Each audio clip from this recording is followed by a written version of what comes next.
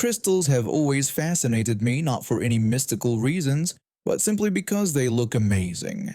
There's a huge crystal, jewelry, and fossil show a few hours away from me every year, and I look forward to it like a second Christmas. It's the one time I let myself go all out since I don't spend much on other things. My boyfriend always comes with me. It's not exactly safe to walk around carrying thousands of dollars worth of crystals alone. Plus, he's quite intimidating, standing at 6 feet 9 inches with bright red hair, a thick Russian accent, and so muscular it's visible through his clothes. He doesn't share my passion for crystals, but he enjoys seeing me happy. This year, the show had an exceptional Tanzanite crystal. It was high quality and cost me nearly $2,000, but I just couldn't resist. After making my purchase, we met at the cafe area to review our finds. I needed to use the restroom, so I left my boyfriend with my purchases, trusting him more with them than I trust myself. What I didn't realize was that he had no idea about the value of the Tanzanite. When I returned from the bathroom, I saw him holding the Tanzanite up to the light, examining it right in front of at least 50-60 people. Many were probably shocked that someone was casually handling such an expensive piece. As soon as he noticed me approaching, he quickly placed it on the small table between us. My stomach dropped as I watched the crystal wobble precariously, nearly falling off the edge. He managed to catch it before it fell. He asked me what the pretty crystal was. Before I could lecture him about its worth, we heard a child crying nearby. The boy was just tall enough to see over our table, and his eyes were fixed on my Tanzanite. My boyfriend, who adores children, looked at me with pleading eyes. He suggested that the child could touch the crystal, but not hold it. I took a deep breath and nodded reluctantly. My boyfriend cheered up the child and then gently asked where his mother was. The question seemed to panic the child, who started crying again, unable to locate his mother. My boyfriend handed me the Tanzanite and began consoling the boy, assuring him that we'd help find his mom. As the child calmed down, we started packing our things to head to the main entrance where they could make an announcement for a lost child. Just as I was carefully placing the Tanzanite on top of my other purchases, I heard aggressive footsteps approaching. A woman demanded to know why her child was with us. I could hear her chomping on gum as she spoke. My boyfriend asked if the child was hers. She confirmed in a condescending tone, deliberately stretching out each word as if my boyfriend couldn't understand basic English. The boy excitedly called out to his mother and ran from my boyfriend to her side. I bluntly asked the woman where she had been, as I'm not as patient as my boyfriend, especially when it comes to children being left unattended. She casually mentioned she was just checking out some crystals and told me not to be so rude, even wagging her finger in my face. This caused me to back up slightly, and she smirked at my reaction. Her child excitedly told his mother about the pretty rock he had seen and begged to have it. The woman immediately demanded that we bring out the crystal. When I expressed confusion, she made a racist comment, saying she thought Asians were supposed to be smart. She laughed, looking directly at me. I was completely stunned. This was the first time someone had been so openly racist toward me. The woman pointed to the Tanzanite in its clear case atop my bag after her son indicated that was the one he wanted. She commented that it looked expensive but offered only $50 for it. I refused, explaining I wasn't interested in giving it away. She questioned why not, making another racist remark about whether children's happiness mattered in my culture or if we just put kids to work at her child's age. I was utterly amazed at her audacity. I tried to explain politely that it wasn't for sale, especially not at that price. She raised her offer to $75, accusing me of trying to scam her if I asked for more. I told her the crystal cost over $2,000, so I definitely wouldn't sell it for less. She scolded me for supposedly swearing in front of her child, though I hadn't. At this point, I knew this interaction was definitely getting posted on Reddit. The woman demanded proof of the price, saying she would gladly pay if I could show her. I grabbed the clear case and opened it, pulling out the receipt to show her. Stupidly, I held the actual crystal low enough for her child to snatch it and sprint away. His mother immediately turned to make a run for it.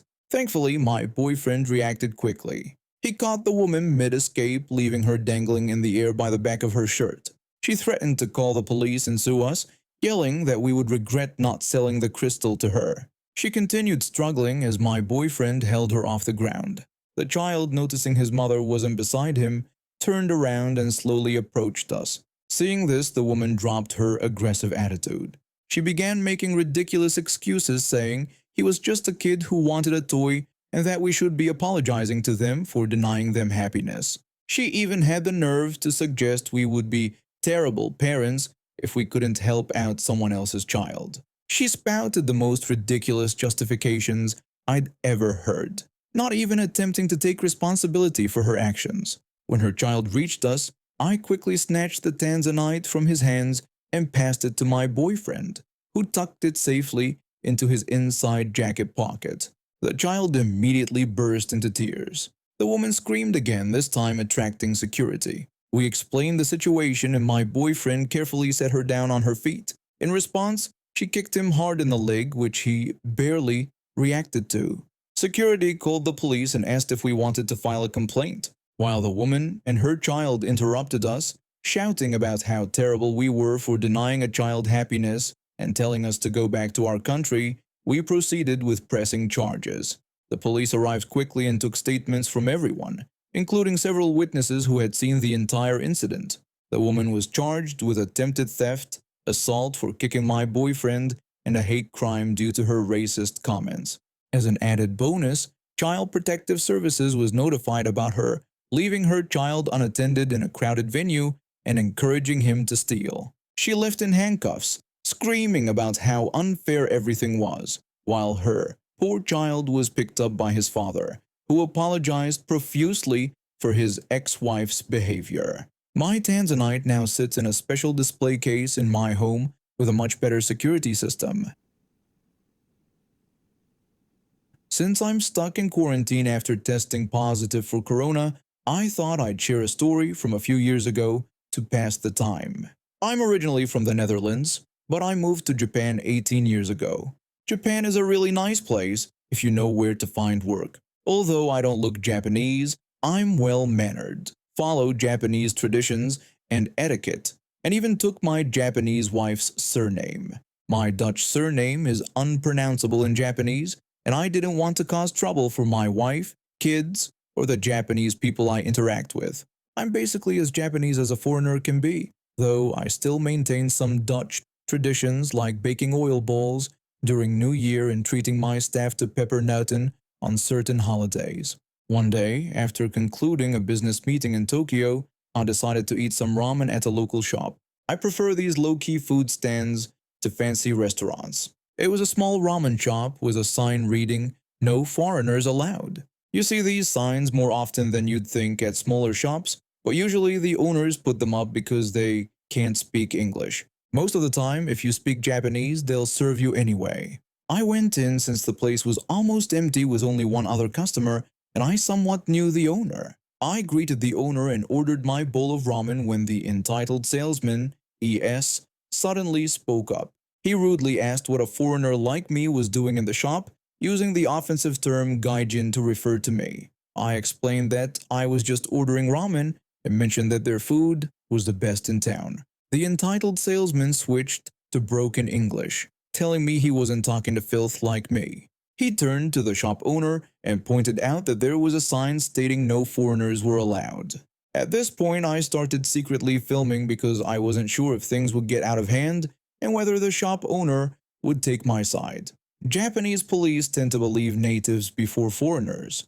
I tried to point out that I could understand what he was saying since I speak Japanese. The entitled salesman immediately told me to shut up and began bragging about his importance. He claimed to work at a major Japanese department store as a salesman responsible for getting goods to 18 million people and insisted this was something I could never do. I simply responded with an okay, not wanting to escalate the situation. The shop owner tried to calm things down.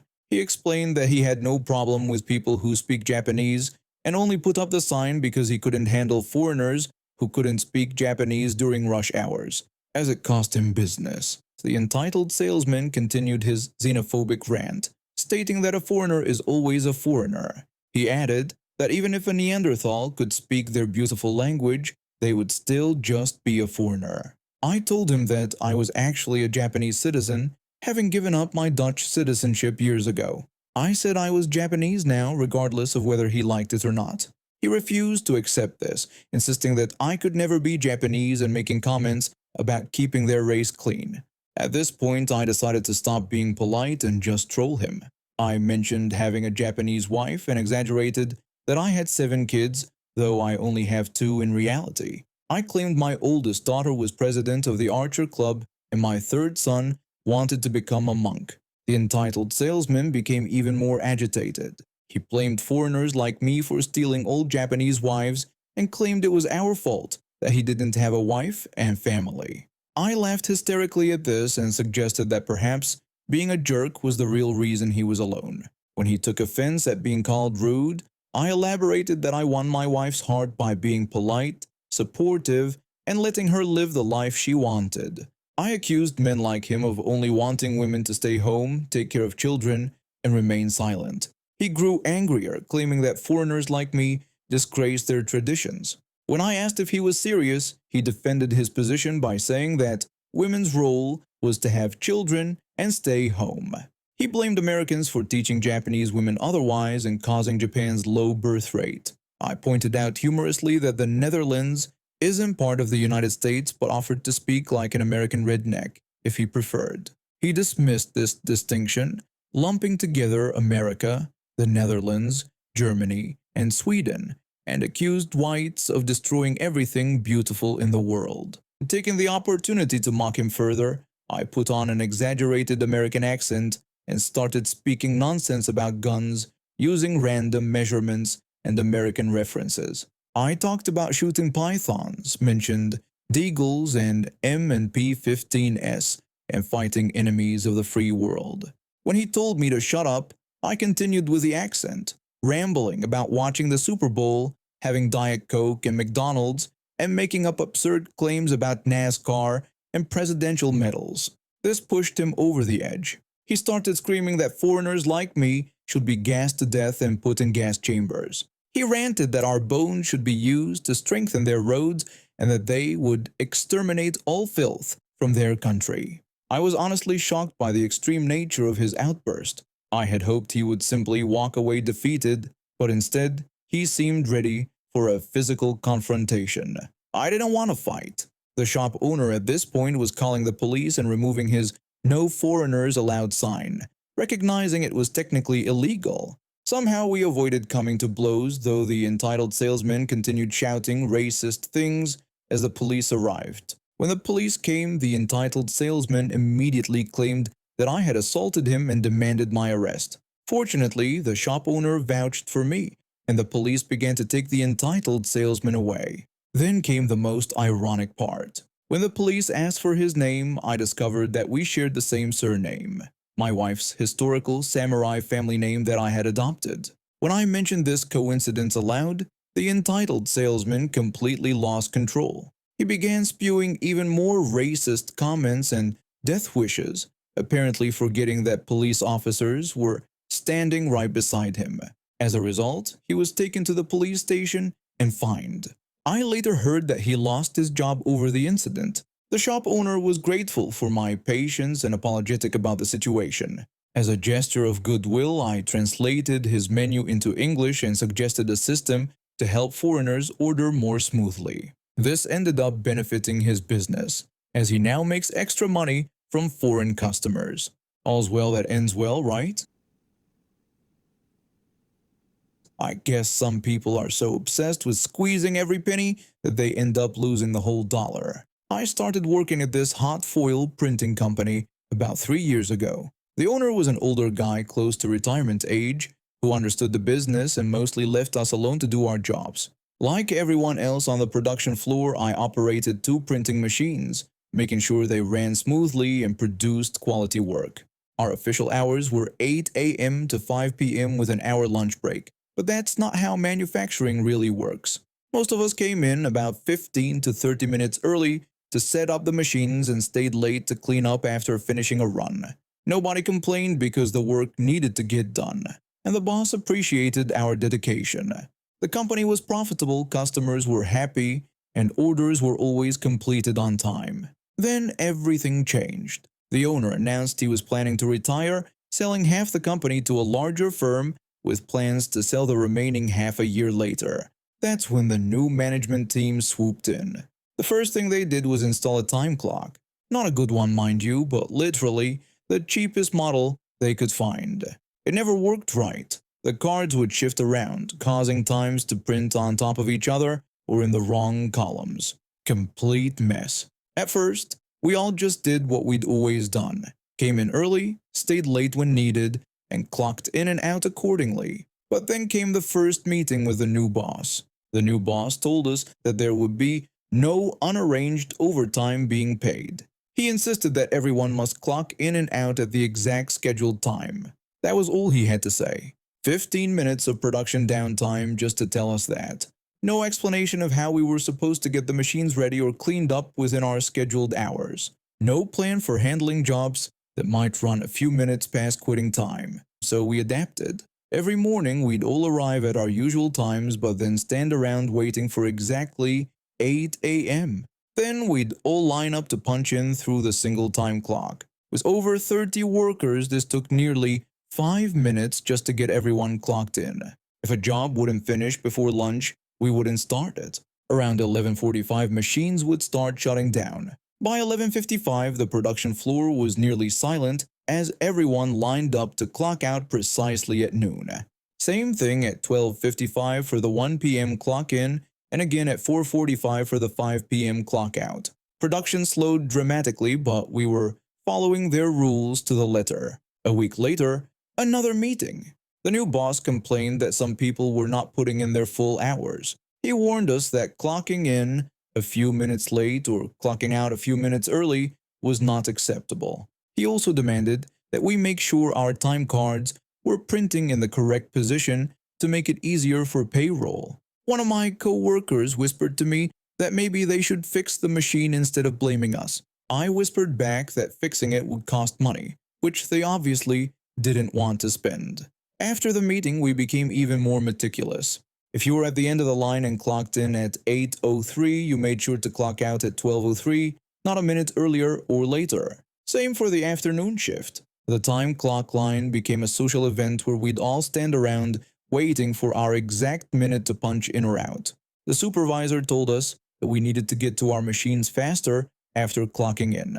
I explained to him that I needed to clock in at exactly 8 a.m., not 7:59 or 8:01, and that I couldn't clock in until everyone ahead of me in line did. This meant I would get to my machine at about 8:04 every day. The supervisor just sighed and told me to try to be quicker about it. 3 months into this new system, production had fallen so far behind that they started asking for weekend work. Time and a half for the first 4 hours, then time and 3/4 after that. Those who could work weekends were making good money, but it wasn't enough to catch up on all the delayed orders. One morning, the new boss called another meeting. The new boss announced that due to financial constraints, they needed to make cutbacks. He said there would be no more overtime, and they would be reducing the workforce. What followed was a round of layoffs, including me, but they still expected the remaining workers to maintain the same output.